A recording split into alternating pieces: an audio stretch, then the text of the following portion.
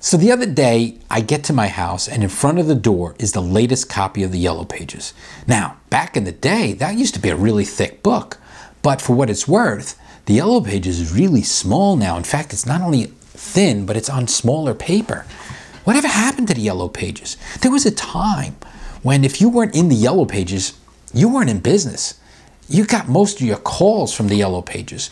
If you are an air conditioner or a repairman or whatever it was, you got most of your business from the Yellow Pages. But that doesn't happen anymore. Everybody's got Google.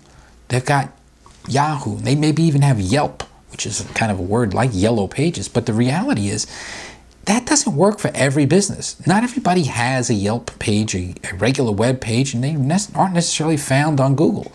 Whatever happened to the Yellow Pages? Why doesn't Google or someone like Google create a virtual Yellow Pages? I mean, a real virtual Yellow Pages where, for what it's worth, not like a search engine, but where it's, you pay for a listing, just like you did with the Yellow Pages, and everybody gets either one line if they didn't pay, or they get a display ad. And just like they ran the Yellow Pages, it's essentially a directory of every phone number first, so everybody gets a listing for free.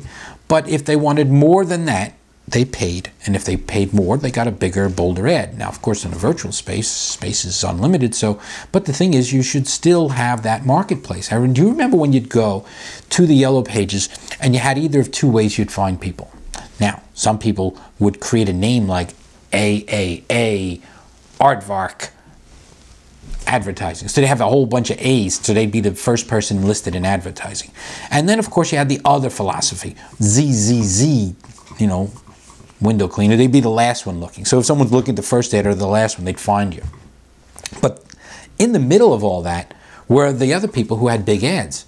If I was looking for a plumber and I saw a guy that had a full-page ad and had all kinds of nice pictures and graphics and slogans, I probably went with the guy that paid for the full-page ad just because I figure, well, if he's got enough money to buy a full-page ad, he's probably a good guy to have.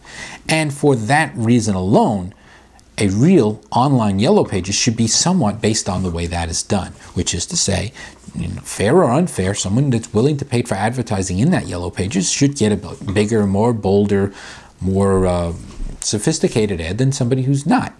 So the idea there is that we should have a real online Yellow Pages that has everybody in there, but where certain people pay for better placement. Now, some people may argue that Google's already doing that, but they're not. Most local businesses don't advertise properly there, and the fact that somebody pays more doesn't necessarily give them a bigger, bolder ad with pictures and graphics and things like that.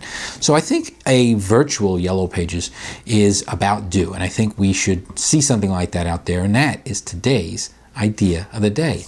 An all-new, real online Yellow Pages.